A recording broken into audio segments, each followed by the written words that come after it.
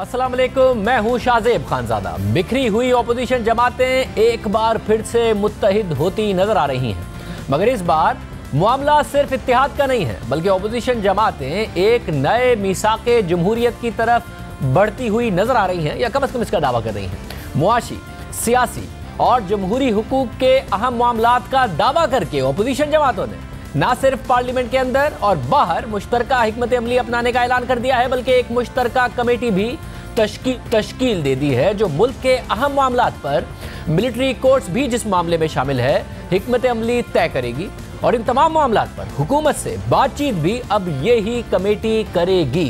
ये तमाम पेशरफ्त उस वक्त सामने आई जब कौमी असम्बली के अपोजिशन लीडर शहबाज शरीफ के चैम्बर में अपोजिशन जमातों के सरबराहों का इजलास हुआ, जिसमें आसिफ अली जरदारी और बिलावल भुट्टो ने भी शिरकत की। इस इजलास में अवामी नेशनल पार्टी और JUIF के रहनुमा भी शरीक हुए, मगर दिलचस्प और अहम बात यह है कि अपोजिशन जमातों के इस इजलास में हुकूमत की इत्तेहादी जमात BNP मैंगल भी शरीक हुई। दूसरी तरफ आज़ाद रुकन मोहसिन दावड़ ने अपोजिशन से शिकवा किया कि उन्हें मुश्तरका इजलास में शरीक होने की दावत नहीं दी गई। बहरहाल आज इजलास के बाद अपोजिशन जमातों की तरफ से एक एलामिया भी जारी किया गया, जिसके मुताबिक इजलास में मुल्क की दाखिली, सियासी और इक्तिसादी सूरत हाल का जायजा लिया गया। वफाकी इकाइयों के जमहूरी और दाखिली उमूर में मुदाखलत पर तशवीश का इजहार किया गया। मुंतखब हुकूमतें गिराने का रवैया वफाके पाकिस्तान के लिए खतरा है। मईशत को संगीन खतरात लाहक है। हुकूमत की नाअहली, नातजर्बाकारी और बेहिसी मईशत को लाहक खतरात की वजूहात हैं। अफरात ज़र और कर्ज बेकाबू हो चुके हैं। मुश्तरका एलामिया के मुताबिक आम आदमी बदतरीन महंगाई का सामना कर रहा है। बिजली और गैस के बहरान और उनकी कीमतों में इजाफे पर अपोजिशन जमातों को तशवीश है। लाखों लोग बेरोजगार हो चुके हैं। रुपए की कदर में 35% कमी कर दी गई है।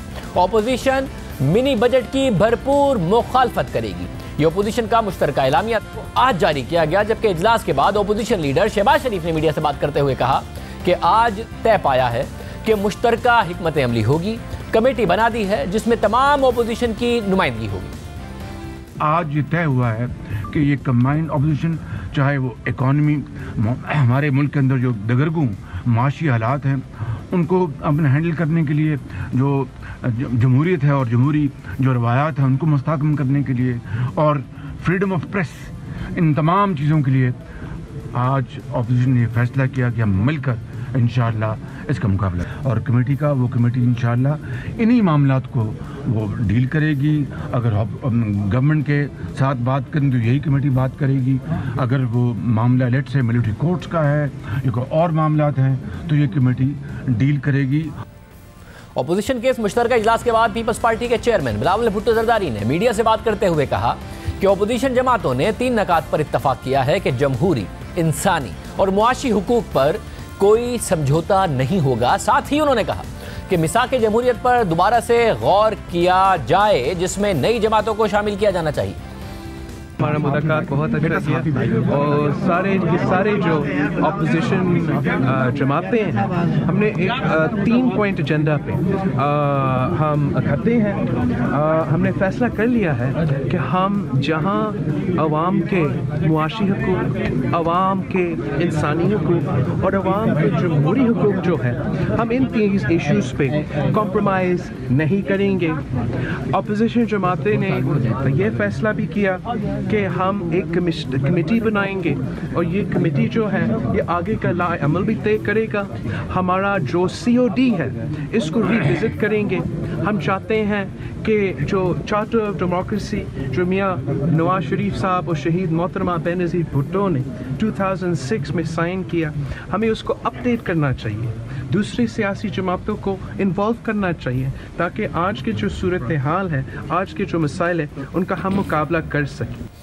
मिसाक जमहूरियत पर गौर करने की बातें हो रही हैं, और कहा जा रहा है कि नई जमातों को भी मिसाक जमहूरियत में शामिल होना चाहिए। बहरहाल अहम मामलात पर अपोजिशन एक बार फिर से मुत्तहिद होने की कोशिश कर रही है।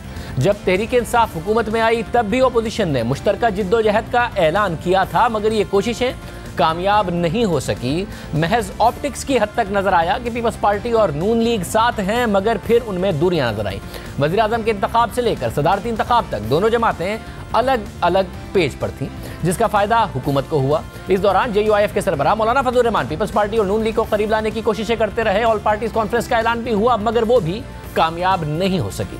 अब एक बार फिर ऑपोजिशन जमातें एक पेज पर आ गई हैं या आने का दावा कर रही हैं। लेकिन सबसे दिलचस्प बात यह है कि सरदार अख्तर मेंगल की जमात बलूचिस्तान नेशनल पार्टी भी ऑपोजिशन के करीब नजर आ रही है। आज बलूचिस्तान नेशनल पार्टी के अरकान ने भी ऑपोजिशन जमातों के इजलास की। आज BNP के एक रहनुमा आगा हसन बलोच ने जियो न्यूज़ से बात करते हुए कहा कि हुकूमत ने हमारे 6 मुतालबात पर 1% भी अमल नहीं किया। ऑपोजिशन की बातें और जमहूरियत और मुल्क के मुफाद में लगी हैं। अख्तर मेंगल पहले कह चुके, मुल्क की मुफाद में जो काम करेगा उसका साथ देंगे। हमारे मुतालबात पर हुकूमत की कोई संजीदगी नजर नहीं आती। हम आज़ाद बेंचों पर बैठे हुए हैं, अभी ऑपोजिशन बेंचेस पर बैठने का फैसला नहीं किया।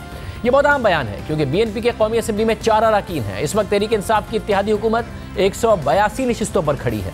अगर BNP हुकूमती इत्तेहाद से निकल जाती है तो हुकूमत का अपने दूसरे इत्तेहादियों पर इन्हिसार बढ़ जाएगा। ऐसा नहीं है कि इन 4 अरकान के निकलने से हुकूमत गिर जाएगी, मगर इन्हिसार बहरहाल MQM पर और बलूचिस्तान अवामी पार्टी पर बहुत ज़्यादा बढ़ जाएगा। सीनियर तज्ज़ियाकार हामिद मीर साहब हमारे साथ मौजूद है। मीर साहब बहुत शुक्रिया। मीर साहब, आज इजलास हुआ, आसिफ जरदारी भी हों, बिलावल भुट्टो जरदारी भी हों, JUIF की भी रिप्रेजेंटेशन हो, अख्तर मेंगल साहब की भी पार्टी हो, शहबाज शरीफ भी हो, जाहिर है तो ऑप्टिक्स तो बहुत बड़े हैं, मगर ये फिर ऑप्टिक्स के लिए ही है या ये जो कमेटियां बनाना है और फिर ऐलान करना, ये कोई कॉन्क्रीट एक इत्तेहाद है जिसका एक बाकायदा तौर पर आपको लगता है आउटकम भी आ सकता है, बस ऑप्टिक्स ही हैं? देखिए, पहली बात तो यह है कि अगर आज अपोजिशन जमातें एक छत के नीचे इकट्ठी हुई हैं तो इसका क्रेडिट अपोजिशन जमातों को नहीं जाता, इसका क्रेडिट पाकिस्तान तहरीक इंसाफ की हुकूमत को जाता है, जिसके वज़रा ने अपोजिशन को इतना ज़िच कर दिया कि वो अपोजिशन जो कुछ महीने पहले तक एक दूसरे को बहुत सख्त सलवातें सुना रही थी, आज वो सारे इकट्ठे हो गए। तो क्रेडिट तो जाएगा PTI की हुकूमत को कि उसने इस अपोजिशन को इकट्ठा कर दिया है। आप जानते हैं कि इलेक्शन के फ़ौरन बाद 2-3 दफ़ा मौलाना फजलुर रहमान ने कोशिश की ऑल पार्टीज़ कॉन्फ्रेंस बुलाने की, सबको इकट्ठा करने की, वो कामयाब नहीं हुए। तो लेकिन अब उनकी जो कोशिश है उसको इमरान खान साहब की जो हुकूमत है उसने कामयाब कर दिया है। आज जो मीटिंग हुई है उस मीटिंग में बहुत से नुकात पर मुस्लिम लीग नून और पाकिस्तान पीपल्स पार्टी और जो दीगर जमातें वहाँ मौजूद थी उनका इत्तेफाक था और वो एक दूसरे के साथ चलने पर भी तैयार हैं। लेकिन कुछ मामलात ऐसे हैं जिस पर अभी उनके दरमियान मज़ीद जो मुशावरत है उसकी ज़रूरत नज़र आती है। मसलन जो अहम तरीन मसला है वो फ़ौजी अदालतों का मसला है। तो पाकिस्तान पीपल्स पार्टी की लीडरशिप ने तो आज की मीटिंग में बहुत साफ अल्फाज में वाज़े कर दिया कि हम इसमें मज़ीद एक्सटेंशन नहीं चाहते। तो मुस्लिम लीग नून जो है उसके जो लोग वहाँ पर मौजूद थे उनकी अक्सरियत भी यही चाहती है, लेकिन शहबाज शरीफ साहब ने इस पर अभी कोई वाज़ेह मौक़िफ़ इख्तियार नहीं किया और वो इसमें अभी कुछ टाइम लेना चाहते हैं। वो कहते हैं कि इस पर हम अभी मज़ीद बातचीत कर लेंगे। आज अपोजिशन जमातों का इजलास था तो इसमें Balochistan national party Mengal group ने भी शिरकत की है। अब BNP मेंगल जो है उसने इमरान खान साहब को वज़ारत उज़्मा का वोट दिया था और उनका तहरीक इंसाफ के साथ एक तहरीरी मुआहदा है, 6 नुकात का मुआहदा है जिस पे उन्होंने ये कहा था कि हम आपका साथ देंगे। लेकिन आज BNP मेंगल के 2 MNAs जो हैं आगा हसन बलोच और हाजी हाशिम, वो आज की मीटिंग में मौजूद थे। तो मैंने मेंगल साहब से भी पूछा है, इनसे भी पूछा कि इसका हम आज ये कह सकते हैं कि क्या आप आज के बाद अपोजिशन का हिस्सा बन गए? तो उन्होंने कहा कि अभी आप ये नहीं कह सकते, कल BNP मेंगल का कराची में एक इजलास है तो उसमें हम फैसला करेंगे। वो कहते हैं हम इशू टू इशू चलेंगे, अगर मिलिट्री कोर्ट्स की मुखालफत का मसला है तो उसमें हम अपोजिशन का साथ देंगे, लेकिन अगर इमरान खान लापता अफराद की बाजियाबी के मामले पे कुछ ब्रेक थ्रू करते हैं, कोई पॉजिटिव डेवलपमेंट होती है तो फिर हम हुकूमत का साथ देंगे। तो वो अभी इस मामले में दरमियान में है, वो हुकूमत के साथ भी हैं, अपोजिशन के साथ भी हैं। लेकिन जो बाकी मामलात हैं मजमूई तौर पर, जो हुकूमत की जो इकनॉमिक पॉलिसीज़ हैं और फिर जो अकाउंटेबिलिटी का जो प्रोसेस है, ये मामलात हैं, इस पर अपोजिशन की जो तमाम जमातें हैं वो हमें मुत्तहिद नजर आती हैं। सिर्फ मिलिट्री कोर्ट्स का जो मामला है उस पर अभी अपोजिशन जमातों में कोई बाकायदा इत्तेफाक राय नहीं हुआ। मीर साहब, अगर क्योंकि शहबाज मीडिया से बात करते हुए जब वो बात कर रहे थे तो उनकी बात से बाकायदा इशारा लग रहा था कि जो फौजी अदालतें हैं उनके लिए राजी हैं वो, मगर अब अगर वो अपोजिशन से ये कह रहे हैं दूसरी जमातों से कि वो फैसला अभी नहीं किया है उन्होंने, तो क्या शहबाज शरीफ साहब किसी भी तरीके से इस इशू पर बार्गेन करना चाहते हैं, कोई ना कोई डील या मामला चाहते हैं ताकि गिव एंड टेक हो सके। अगर फौजी अदालतों को नून लीग सपोर्ट करती है, क्योंकि इस मामले पर वो कोई वाज़ेह पोजीशन नहीं ले रहे, पीपल्स पार्टी ले रही है, तो कोई डील के लिए, गिव एंड टेक के लिए वाज़ेह पोजीशन नहीं ले रहे अभी, और इस बात को मुबहम रखा हुआ है उन्होंने। देखें, शायद उसकी वजह यह है कि जो मिलिट्री कोर्ट्स जब कायम हुई थी तो उस वक्त मुस्लिम लीग नून की हुकूमत थी, और मुस्लिम लीग नून की हुकूमत जो है उसी ने बार बार इसमें एक्सटेंशन की। तो और फिर जब मुस्लिम लीग नून क्रेडिट लेती है कि जनाब हमारे दौर में पाकिस्तान में दहशतगर्दी के वाक़यात कम हो गए, तो उसमें वो जो मिलिट्री कोर्ट्स का किरदार है उसकी भी बात करते हैं। लेकिन इसके साथ ही साथ अब उनकी पार्टी के अंदर कुछ बहुत सीनियर रहनुमा जो हैं उनका ये कहना है कि अगर हम बार बार मिलिट्री कोर्ट्स को एक्सटेंड करेंगे तो इससे जो पाकिस्तान में बाकी जो जुडिशरी है वो पूरे का पूरा जो हमारा जुडिशल सिस्टम है उस पर अदम एतमाद है। और लोग हमसे ये कहते हैं कि पाकिस्तान की जो अदालतें हैं वो सियासतदानों को तो खुल्लम खुल्ला सज़ाएँ देती हैं, उनको नाहल भी करती हैं, उनको जेलों में भी डालती हैं, लेकिन क्या वजह है कि दहशतगर्द हैं तो उनके खिलाफ वो खुल्लम खुल्ला फैसले नहीं कर सकती।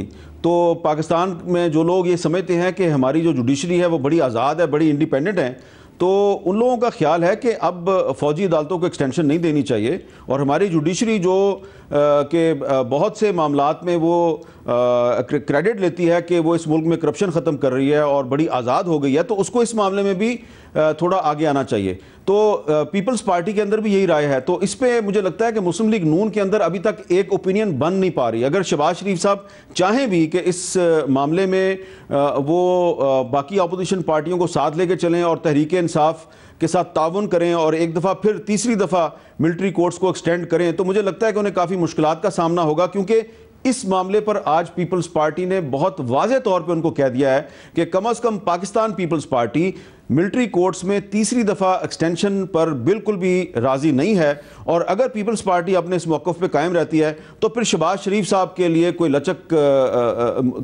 का मुजाहरा करना बहुत मुश्किल हो जाएगा। मगर फिर मीर साहब का फैसला तो कर लिया दोनों ने, मगर साथ चलेंगे कैसे? ये कैसे होगा कि इत्तेहाद भी हो, साथ भी चले? क्योंकि अजीब सी सूरत हाल है।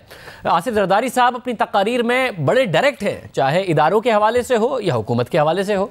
बिलावल भुट्टो जरदारी भी अपनी तकारीर में बहुत डायरेक्ट है, चाहे वो इदारों के हवाले से हो या हुकूमत के हवाले से हो। मगर नून लीग की लाइन ज़रा बदली हुई है। ना मरीम नवाज साहिबा के ट्वीट्स में वो बात है, ना ही उनके दूसरे रहनुमाओं की बयानिए में वो बात है जो पहले नवाज शरीफ साहब का बयानिया होता था, बल्कि शहबाज शरीफ साहब के बयानिए पर पार्टी इस वक्त चलती नजर आ रही है। तो ये साथ चलेंगे कैसे जब पीपल्स पार्टी बहुत डायरेक्ट है और नून लीग इज्तनाब कर रही है अपने ही माजी के बयानिए से, जो कि माजी बईद का भी नहीं है, माजी करीब का बयानिया है? देखें, ये आपने बड़ी अच्छी बात की है और बहुत अच्छा सवाल है, लेकिन इस पर जब यही बात हम मुस्लिम लीग नून की लीडरशिप के साथ प्राइवेटली उनके साथ ये बात करते हैं कि आप पर तो अब आपके जो कारकुन हैं वो भी एतबार करने के लिए तैयार नहीं है, क्योंकि आप लोगों ने कहा कि जुडिशरी हमारे खिलाफ साजिश कर रही है, आपने जीटी रोड पे कुछ और कहा, इलेक्शन कैंपेन में आपका मौक़िफ़ कुछ और था, अब आपका मौक़िफ़ कुछ और है। तो साफ तौर पे ऐसा लग रहा है कि शायद आप कोई बार्गेन करने की कोशिश कर रहे हैं। तो उनका ये कहना है कि हमने काफ़ी अपनी गलतियों से सबक सीखा है और अब अगर अपोजिशन पार्टियां जो हैं वो मुत्तहिद होकर एक मौक़िफ़ इख्तियार करेंगी तो हम उन्हीं के साथ जाएंगे। एक्चुअली मसला जो है ना वो मिसट्रस्ट का है बिटवीन पीपल्स पार्टी एंड मुस्लिम लीग नून।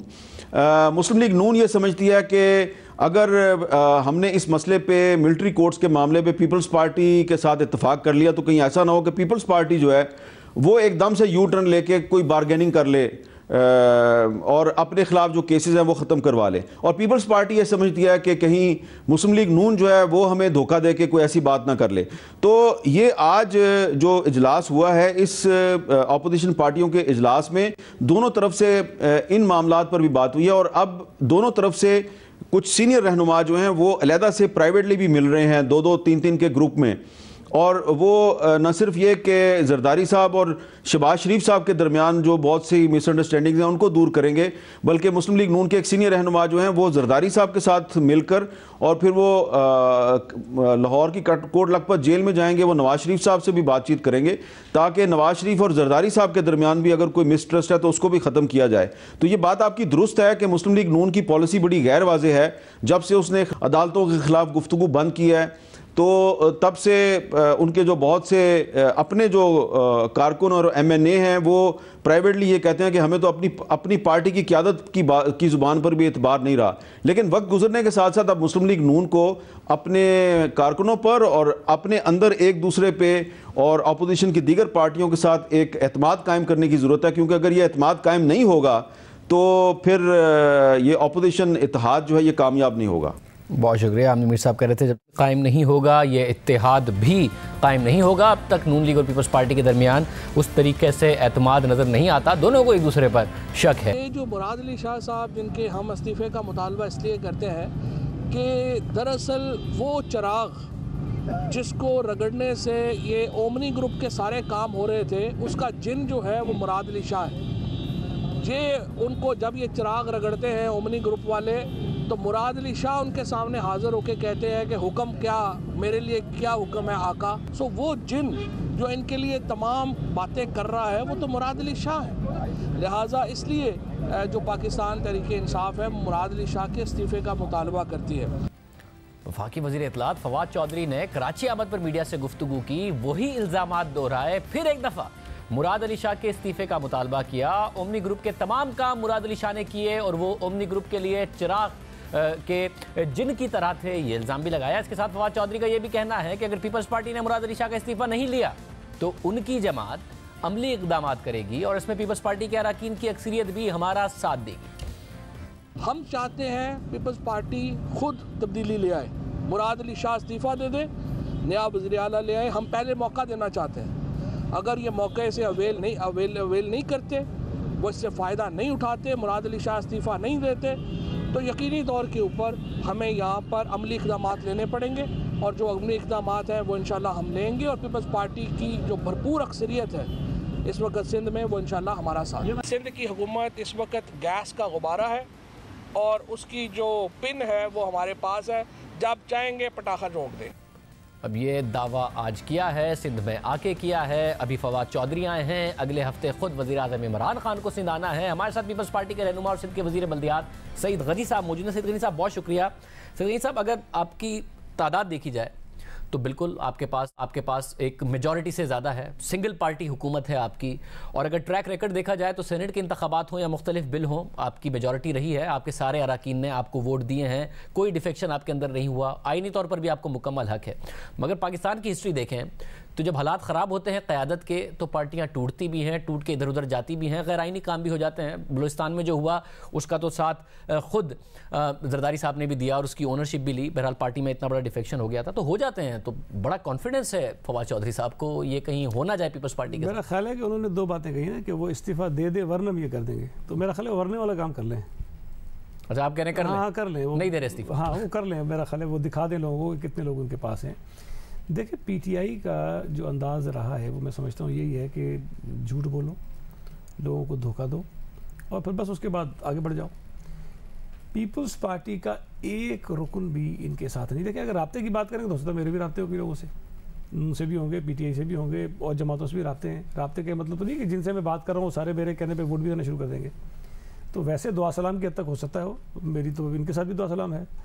तो मेरा ख्याल है कि ये सिर्फ एक हरबा है, ख़ास तौर पे आजकल के दिनों में अलीमा खान साहिबा का जो इशू इनके गले में पड़ा हुआ है उससे निकलने के लिए। अच्छा, मगर ये लोगों की तवज्जो डाइवर्ट करना चाहते हैं और कोई इशू नहीं है। मगर जेआईटी वाला मसला अलीमा बीबी के मसले से पहले से आपके साथ चल रहा है ना, और उसके बुनियाद पर पहले इन्होंने ज़ाहिर सिंध हुकूमत गिराने का दावा किया। अब सिर्फ मुराद अली शाह के इस्तीफे का मुतालबा है। फवाद चौधरी साहब आए, टेम्परेचर बढ़ गया है। तो मैं सिर्फ ये कह रहा हूँ कि अगर जरदारी साहब और फरियाल तालपुर साहिबा मुश्किल में पड़ते हैं तो पार्टी के हालात आपकी के बदल जाएंगे, ऐसा तो नहीं है? क्योंकि वो यही कह रहे हैं कि जब चाहेंगे हम कर लेंगे। शायद पीपल्स पार्टी के ऊपर ऐसे हालात, शायद इससे ज़्यादा सख्त हालात पहले भी आए हैं। मैं नहीं समझता कि पीपल्स पार्टी के नंबर्स कम होने वाले हैं, कुछ नहीं होगा।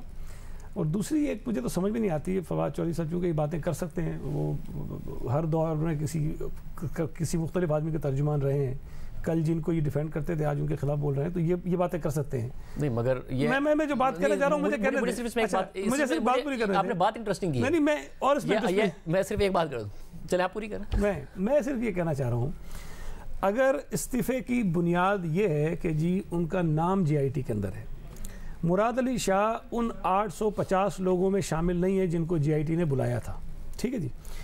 इमरान खान वो आदमी है जिसको नैब ने बुलाया है, उसके ऊपर इल्ज़ाम है, उसकी तहकीकात कर रहे हैं। केपी का जो चीफ मिनिस्टर है उसको नैब ने बुलाया है, उसके ऊपर इल्ज़ाम है, उसकी तहकीकात हो रही है। उनका जो सीनियर मिनिस्टर है खैबर पख्तूनख्वा का, उसको नैब ने बुलाया है, पंजाब के सीनियर मिनिस्टर को बुलाया है, डिफेंस मिनिस्टर को बुलाया है।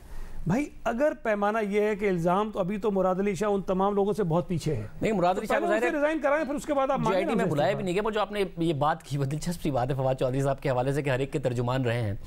पता नहीं मुझे आप ये कहकर तारीफ कर रहे हैं फवाद चौधरी साहब की या बुराई कर रहे हैं, क्योंकि ऐसा लगता है कि आप ये बयान दे के ये बता रहे हैं कि पार्टियां कितनी खोखली हैं, कि अगर मुशर्रफ के साथ होते हैं फवाद चौधरी तो उनके तर्जुमान बन जाते हैं, पीपल्स पार्टी में होते हैं तो यूसुफ रज़ा गिलानी साहब के बाकायदा तौर पर एडवाइज़र लग जाते हैं, क्यू लीग में जाते हैं तो चौधरियों के फ्रंट पर आ जाते हैं, और तहरीक इंसाफ में जाते हैं तो राइट हैंड बन जाते हैं इमरान खान के।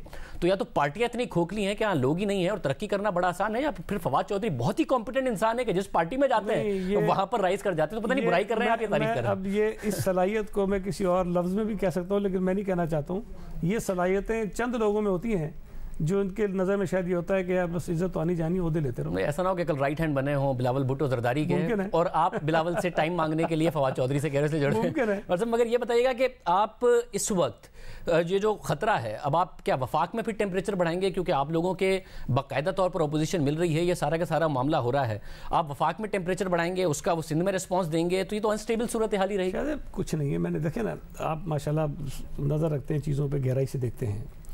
इस वक्त सूबा सिंध की वाहिद हुकूमत है जो अपनी जमात की वोटों से खड़ी है। पीटीआई की पंजाब में भी अपनी नहीं है, बलूचिस्तान में भी अपनी नहीं है, खैबर पख्तूनख्वा में भी किसी के साथ ही बहरहाल इनके साथ वोटर्स और दूसरे हैं, फेडरल गवर्नमेंट में भी इनके अपने नहीं हैं। अगर सबसे मजबूत और मुस्तहकम हुकूमत को ये कमज़ोर समझ के गिराने की कोशिश कर सकते हैं, तो इनकी हुकूमतें तो किसी और के कांधे पे खड़ी हैं ना। मांगे तांगे की हुकूमतें इनकी, हमारी नहीं है। तो मेरा ख्याल है कि जितना जोर ये इधर लगा रहे हैं, हमने अगर उसका 25% भी कहीं लगा दिया ना तो इनकी हुकूमत चली जाएगी। एक तो खैबर पख्तूनख्वा में उनकी 2/3 मेजॉरिटी है, मगर अगर आप लोग मिलकर भी जोर लगा लें, वहाँ इत्तेहाद तो है ना किसी के साथ, हमारा तो किसी के साथ इत्तेहाद मगर बहुत ज़्यादा ग्राउंड रियलिटीज़ मैटर करती हैं ना, कि आपके इदारों के साथ ताल्लुकात कैसे हैं, वरना तो 2/3 मेजॉरिटी की नवाज शरीफ की हुकूमत भी बरकरार, हमारे इंतखाबात में भी ठीक नहीं थे, 2/3 मेजॉरिटी की नवाज शरीफ की हुकूमत भी नहीं बरकरार रही थी, इसके अलावा भुट्टो साहब की हुकूमत नहीं बरकरार रही थी, ज़बरदस्त मेजॉरिटी रखते थे। तो तादाद से ज़्यादा ग्राउंड रियलिटीज़ और ताल्लुकात मैटर करते हैं, तो वो बड़े अच्छे हैं तहरीक इंसाफ के। वो मसाइल तो आप लोगों के, आप लोग तनकीद कर रहे हैं। बात यह है कि अगर तो किसी इतने बड़े गैर आइनी इक़दाम की कोई तवक्को कर रहा है जो ज़िया के दौर में हो गया या किसी और दौर में हो गया, तो उसका तो कोई इलाज नहीं है, ज़ाहिर है कि फिर हम कुछ भी हो सकता है। लेकिन अगर आप आइन के दायरे के अंदर रहकर बात करते हैं तो फिर मैं ये समझता हूँ कि वो हालात नहीं है। भुट्टो साहब की हुकूमत वोटों से नहीं गई थी। नवाज शरीफ को अगर आप कंपेयर करते हैं तो वो पीपल्स पार्टी नहीं थी, जिस तरह उनको मेजॉरिटी दिलाई जाती है। मगर नवाज शरीफ साहब की बलूचिस्तान की हुकूमत आज उस तरह मेजॉरिटी इनको दिलाई गई। मगर नवाज शरीफ साहब के पास मरकज में भी हुकूमत थी और मेजॉरिटी के साथ थी, पंजाब में भी हुकूमत थी, सिंपल मेजॉरिटी के साथ थी, बल्कि 3/4 मेजॉरिटी के साथ थी। बलूचिस्तान की हुकूमत अपनी ही पार्टी, और जरदारी साहब का किरदार भी तो उसमें चली गई थी। तो जब जानी होती है तो पाकिस्तानी ग्राउंड, मैं नहीं कह रहा आईनी है या कानूनी है, ग्राउंड रियलिटी। शायद बलूचिस्तान को आप बाकी सूबों से अलहदा ही देखा करें, वहाँ के हालात मामला हमेशा से मुख्तलिफ रहे हैं, और ये बड़ा अनफॉर्चुनेट है। हाँ, बदकिस्मती है, वहाँ बहुत ही मुख्तलिफ रहे हैं। तो बाकी जो सूबे हैं या वहाँ के, वहाँ सूरत हाल मुख्तलिफ होती है। इस वक्त अगर आपको पीटीआई की हुकूमत को कंपेयर करना है ना, तो नवाज शरीफ की 2/3 के साथ कर सकते हैं कि जिस तरह वो लाए गए थे, फिर वो 2/3 कहाँ चली गई। इनके पास तो सिंपल मेजॉरिटी भी नहीं है ना सर। मगर फिर अब इसमें मसला ये है कि ज़ाहिर मुराद अली शाह साहब को बगैर बयान लिए जीआईटी ने नाम डाल दिया, सवाल पैदा होता है। बिलावल भुट्टो जरदारी साहब के ऊपर जो इल्ज़ामात लग गए, सवाल पैदा होता है कि कैसे ईसीएल में और एक सूबे के वज़ीर आला को ईसीएल में डाल दिया। मगर आसिफ जरदारी साहब और फरियाल तालपुर के हवाले से बाकायदा तौर पर जीआईटी जो दावे कर रही है, और जो दूसरे मामलात हैं, और जो फ्रंटमैन के मामलात हैं, और उनके दोस्त के मामलात हैं, तो वो बहरहाल मुश्किल में पड़ सकते हैं। तो आप क्या हीट बढ़ाते जाएंगे जैसे जैसे केस आगे बढ़ता जाएगा? देखिए, एक तो बात यह है कि सुप्रीम कोर्ट ने मना किया कि ज़्यादा उस पर बात में ना जाएं, लेकिन जब ये ट्रायल कोर्ट में केस चलेगा ना, तो आपको अंदाज़ा होगा कि JIT के जो भी इल्ज़ामात हैं या जो उसकी उन्होंने तहकीकात की हैं वो कितनी खोखली हैं। बहुत सारी ऐसी चीज़ें हैं जिसका मुझे इल्म है जो गलत है उसके अंदर। अब अगर इतने बड़े पैमाने पर इतने बड़े इदारे बैठते हैं, इतनी ज़्यादा चीज़ें जाके वो खोद के निकाल के लाएँ और उसके बाद भी उसके अंदर ऐसी चीज़ें जो बड़ी मज़ाक़ा खेज़ हों, तो वो तो आपको पता चल जाएगा। लेकिन अगर वो चाहते हैं कि जी एक पार्टी के ऊपर दबाव बढ़ाया जाए, वो चाहते हैं कि जी करैक्टर एसेसिनेशन मीडिया के ज़रिए होती रहे, एक मीडिया ट्रायल होता रहे, उसमें कामयाब ज़रूर होंगे और हो रहे हैं शायद। लेकिन अमली तौर पर जब ट्रायल होगा तो मैं आपको यकीन दिलाता हूँ कि जिस तरह माजी के इल्ज़ामात हवा में उड़ गए थे, ये भी हवा में उड़ जाएंगे। बहुत शुक्रिया सईद गनी साहब, कॉन्फिडेंट हैं और चैलेंज भी कर रहे हैं फवाद चौधरी साहब को और तहरीक इंसाफ को कि जो वरना है यानी कि हुकूमत गिराना है, अगर मुराद अली शाह इस्तीफ़ा नहीं देते तो वो काम कर लें। मुराद अली शाह साहब इस्तीफ़ा नहीं देंगे। अपोजिशन वज़ीर आज़म इमरान खान पर तनकीद कर रही है कि वो पार्लियामेंट को अहमियत नहीं देते। उन्होंने वादा किया था कि महीने में 2 दफ़ा आकर पार्लियामेंट में 1 घंटे के लिए सवालात का जवाब देंगे, अपनी हुकूमत की कारकर्दगी सामने रखेंगे, मगर वो पार्लियामेंट नहीं आते। मगर आज वज़ीर आज़म इमरान खान ने अपने ट्वीट में कहा कि कौमी असम्बली के इजलास से अपोजिशन का वॉकआउट करना हुकूमत पर दबाव डालकर NRO लेने के लिए है। वज़ीर आज़म ने अपने ट्विटर बयान में कहा कि हर साल पार्लियामेंट पर अवाम के टैक्स के करोड़ों रुपए खर्च होते हैं और अपोजिशन की जानिब से इजलास से एक और वॉकआउट से जाहिर होता है कि अपोजिशन सिर्फ यही कर सकती है। उन्होंने कहा कि इस तरह के इकदामात हुकूमत पर दबाव डालने और NRO लेने का हरबा है। इस तरह करप्शन के खिलाफ एहतसाब को नहीं रोका जा सकता। वज़ीर आज़म का कहना था कि नैब के मुकदमात तहरीक इंसाफ के बनाए हुए नहीं हैं। वज़ीर आज़म ने ट्वीट में सवाल किया कि क्या जमहूरियत मुंतखब सियासी रहनुमाओं को करप्शन और लूटमार की खुली छूट का नाम है? यूँ महसूस होता है कि उनके नज़दीक जो शख्स अवाम के वोट लेकर मुंतखब हो जाए उसे कौमी ख़जाने पर डाका जनी का लाइसेंस मिल जाता है। वज़ीर आज़म ने यह ट्वीट किया और ये उस वक्त किया जब अपोजिशन ने कौमी असम्बली के इजलास का वॉकआउट किया था और अपोजिशन लीडर शहबाज शरीफ ने वॉकआउट किया था, यह एतराज़ करते हुए कि हुकूमती निशिस्त से नाज़ेबा अल्फाज इस्तेमाल किए गए हैं। आज जवाब भी आया है और शहबाज शरीफ साहब ने जवाब दिया और कहा कि NRO के हवाले से जरदारी साहब ने बात की, बिलावल भुट्टो जरदारी ने तनकीद की कि वज़ीर आज़म क्यों पार्लियामेंट नहीं आते। इमरान खान कहते हैं कि आपने वॉकआउट इसलिए किया कि आप NRO लेना चाहते हैं, क्या कहेंगे? ये बेसलेस पॉइंट है जिसका जवाब देना मुमकिन नहीं। NRO की डेफिनेशन उन्हें नहीं आती। पोजीशन ऐवान को इस्तेमाल कर रही है NRO लेने के लिए और ये बात उन्होंने ट्वीट करके कही है, पार्लियामेंट आकर नहीं कही। जरा पार्लियामेंट आएंगे तो उनसे बात करेंगे। खान साहब जो है ना वो खुद आता नहीं है, उसको क्या पता पार्लियामान में क्या होगा। दावा तो किया था खान साहब ने कि मैं पहला वज़ीर आज़म होगा जो हर वेंसडे आकर अपोजिशन का सवाल का जवाब दूंगा, मगर वो वादा भी झूठा निकला, जैसा हर वादा झूठा निकला। मगर ऐसा हुआ नहीं। हर माह में 2 दफ़ा ऐसा हुआ नहीं, बल्कि एक भी दफ़ा नहीं हुआ। जब से हुकूमत आई है 34 दिनों में वज़ीर आज़म ने सिर्फ 6 इजलासों में शिरकत की है, उसमें भी ये क्वेश्चन आंसर सेशन नहीं हुआ है। अली मोहम्मद खान साहब वज़ीर मुमलिकत बराए पार्लिमानी उमूर हमारे साथ मौजूद। अली मोहम्मद खान साहब बहुत शुक्रिया। वादा था वज़ीर आज़म का, ना पार्लियामेंट आ रहे हैं, ना ये सवाल जवाब का सेशन हो रहा है। अपोजिशन पर वो तनकीद कर रहे हैं कि वॉकआउट करती है, अपोजिशन कह रही है आप खुद पार्लियामेंट क्यों नहीं आते और सवाल के जवाब क्यों नहीं देते। वादा जो किया है तो पड़ेगा निभाना, इंशाअल्लाह निभाएंगे। बिस्मिल्लाहिर्रहमानिर्रहीम, अल्लाहुम्मा सल्लि व सल्लिम मुबारिक अला सय्यिदिना मुहम्मद रसूलुल्लाह सल्लल्लाहु अलैहि वसल्लम। शाहजेब साहब, आपकी तनकीद और आपका सवाल जो है वो बिल्कुल बचा है और मैं समझता हूँ कि खान साहब को शायद ज्यादा आना भी चाहिए, लेकिन अब वो आएंगे। हालात ऐसे रहे कि खान साहब को मुल्क से बाहर बहुत ज्यादा जाना पड़ा। ये इसका मैं जवाब नहीं पेश कर रहा, उनको फिर भी आना चाहिए था, लेकिन जाहिर है फोकस बहुत ज्यादा इस बात पे रहा कि जो पाकिस्तान पे इकोनॉमिक क्राइसिस आया हमारे किसी नाकर्दा गुनाह की वजह से नहीं, हमारे जो मोहतरम दोस्त हैं अपोजिशन के, उन्हीं के कारनामे थे जिनको ठीक करने के लिए खान साहब को सऊदी अरेबिया जाना पड़ा, खान साहब को चाइना जाना पड़ा, मोहतरम वज़ीर आज़म साहब को मलेशिया जाना पड़ा, उनको टर्की जाना पड़ा और भी जाएंगे, लेकिन इंशाल्लाह नेक्स्ट वीक आएंगे भी। और एक और चीज भी शाहजेब साहब, आपको शायद याद होगा पहला सेशन जब PM साहब इलेक्ट हो गए, उसके बाद पहला रेगुलर सेशन जो था उसमें हमने 2 वादे पूरे किए उसी दिन। एक तो वो रिगिंग का था और उसके साथ साथ वो कमेटी का ऐलान हो गया, और दूसरा जो है खान साहब ने कहा था कि मैं हर सेशन में 1 या 2 दफा प्राइम मिनिस्टर आर में आना चाहूंगा।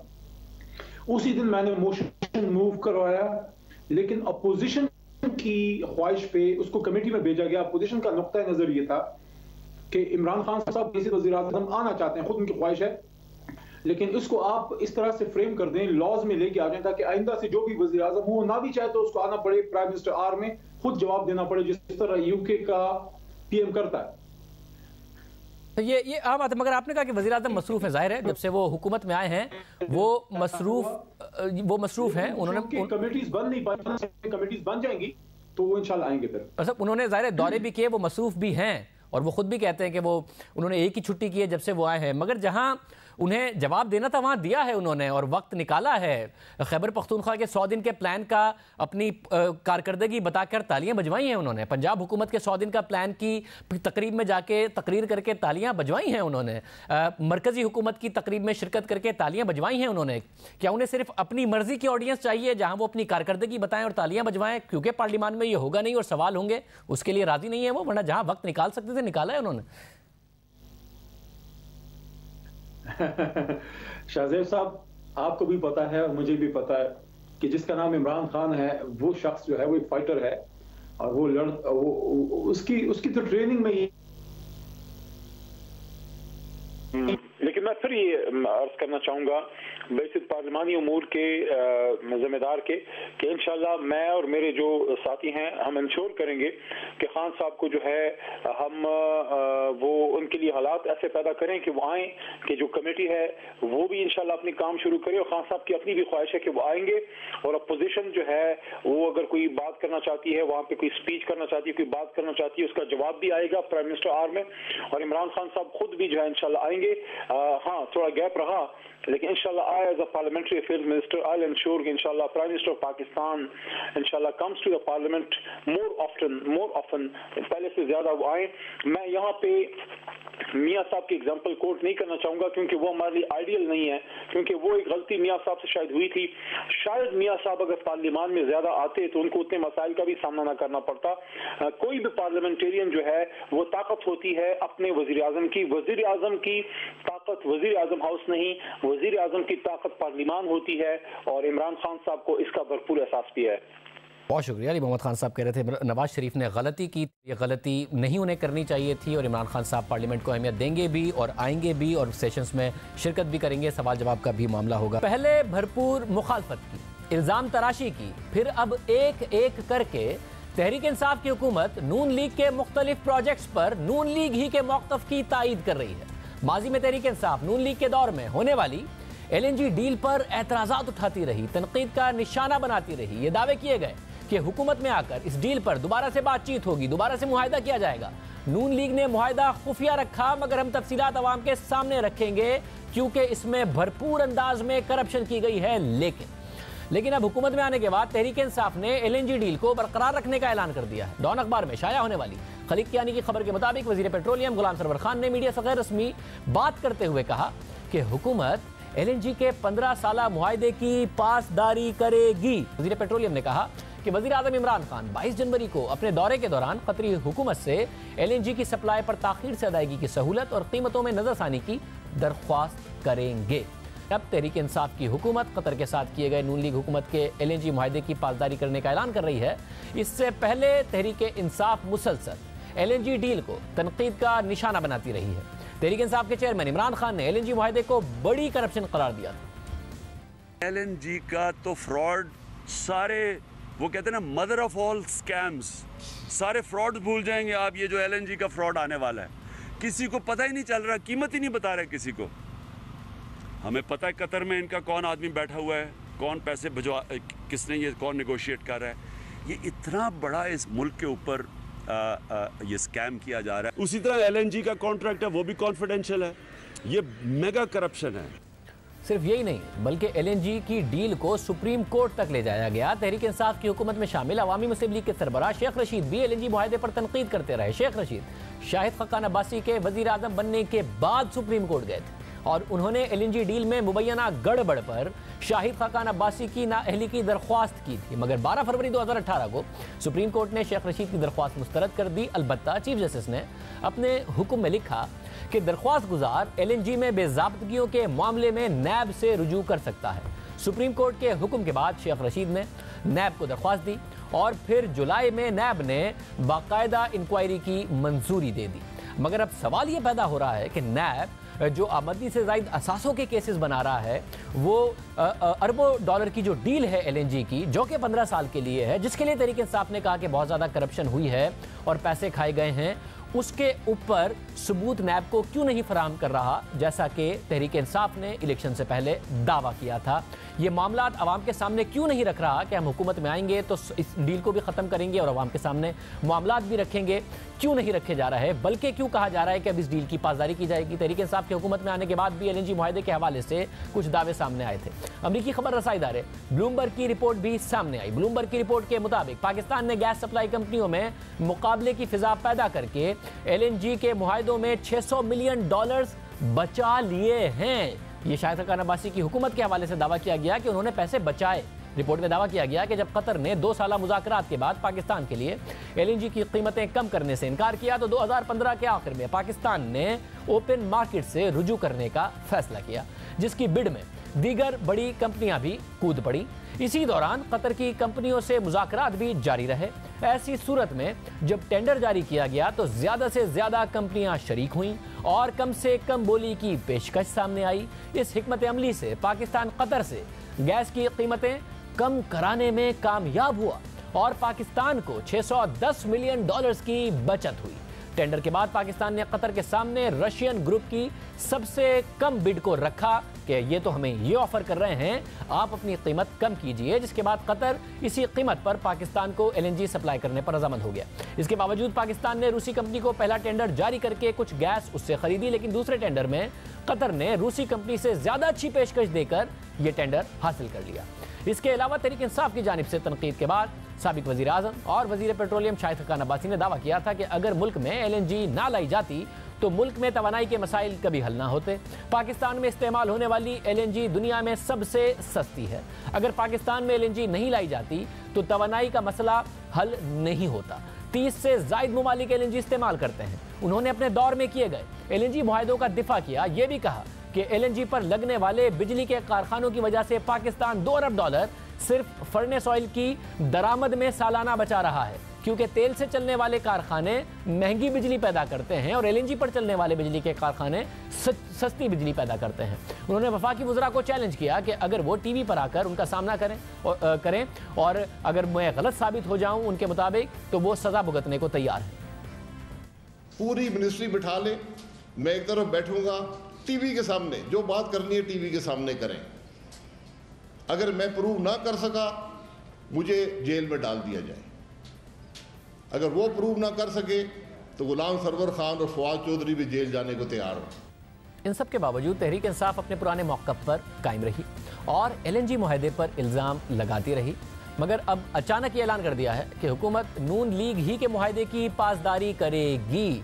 और ये भी अब सामने नहीं ला रहे कि असल में डील क्या थी। अगर उसमें बहुत ज़्यादा करप्शन थी तो अवाम के सामने मसाइल रख दें, मामलात रख दें, क्योंकि वो यही कहते थे कि हम जैसे इक़्तिदार में आएंगे सारी हकीकत अवाम के सामने रखेंगे। मगर ये सिर्फ एक मामला नहीं है।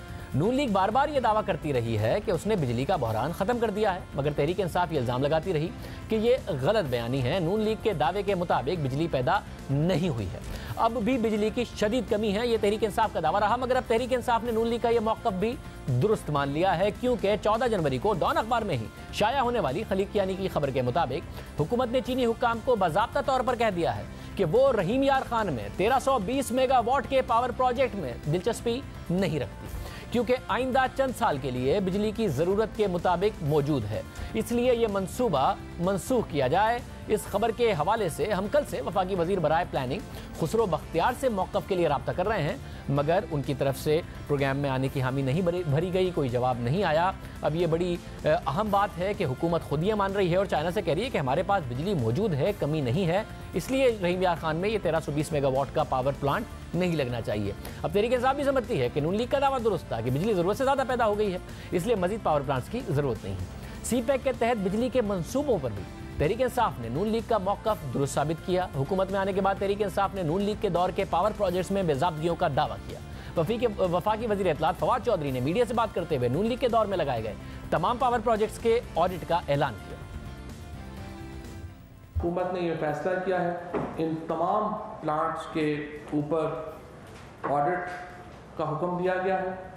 2 का जो ऑडिट है वो शुरू हो गया है और LNG के जो प्लांट्स हैं पंजाब में, ये जो प्लांट्स लगाए गए हैं, इनमें नैब इसकी तहकीकात का आगाज़ कर चुकी है। ये दावा करने के कुछ ही दिनों बाद तहरीक इंसाफ की हुकूमत ने यह तस्लीम कर लिया कि सीपेक के तहत शुरू किए गए मंसूबों में मुकम्मल शफाफियत है। पाकिस्तान में जो पावर प्लांट्स लगते हैं वो बाकायदा तौर पर एक रेगुलेटर के तहत लगते हैं, उनमें शफाफियत है। 12 दिसंबर को BBC को दिए गए इंटरव्यू में वज़ीर ख़जाना असद उमर ने इस बात का एतराफ़ किया कि सीपेक से मुतालिक मंसूबों में ट्रांसपेरेंसी है। वज़ीर ख़जाना असद उमर कह रहे हैं कि पाकिस्तान में जो पावर प्रोजेक्ट्स लगाए गए हैं उनका डेटा वेबसाइट पर मौजूद है। शफाफ तरीके से IPPs पावर प्रोजेक्ट्स पाकिस्तान में लगाए गए हैं। अब हुकूमत LNG की डील की पासदारी की भी बात कर रही है, आवाम के सामने हकीकत नहीं रख रही है। सीपेक भी ट्रांसपेरेंट कह रही है। इसके अलावा पहले तहरीक इंसाफ सीपेक से मुतालिक नून लीग की हुकूमत को तनकीद का निशाना बनाती रही कि वो इस मंसूबे के बारे में पार्लियामेंट को एतमाद में नहीं ले रही, मामलात को खुफिया रखा जा रहा है। खुद इमरान खान गुज़िश्ता हुकूमत पर इस हवाले से तनकीद करते रहे। अब अपोजिशन में सीपेक से मुतालिक मामलात पर एतमाद में लिए जाने का मुतालबा करते रहे, पार्लियामेंट में आए, सीक्रेट ना हो, मगर जब खुद हुकूमत में आ गए हैं तो वज़ीर आज़म इमरान खान ने तुर्क TV को इंटरव्यू में कहा कि चीनी हुकाम ने बहुत से मामलात को खुफिया रखने को कहा है। एक एक करके तहरीक इंसाफ नून लीग के हर मौक़िफ़ की तायद कर रही है, उनके हर प्रोजेक्ट को दुरुस्त मान रही है, क्योंकि अपोजिशन में रहकर तनकीद करना आसान होता है मगर मुल्की मफाद के मामले पर सियासत करना ठीक नहीं होता। बड़े मंसूबों को बिला जवाज़ और बेबुनियाद इल्ज़ाम तराशियों का निशाना बनाना ठीक नहीं। सियासत करें, सियासी जमात का काम ही सियासत करना है, मगर मुल्की मईशत जैसे हसास मसले पर सियासत करके आप सियासत तो चमका लेते हैं मगर मईशत को नुकसान पहुंचा देते हैं। तहरीक इंसाफ के लिए ये सबक है और अब जो अपोजिशन जमाते हैं उनके लिए भी सबक है कि अगर अब तहरीक इंसाफ आगे बढ़ती है कुछ मुआशी मामलात पर तो वो भी उस पर सियासत ना करें। आज के प्रोग्राम में इतना ही, आपसे कल के प्रोग्राम में मुलाकात होगी। अल्लाह हाफ़िज़।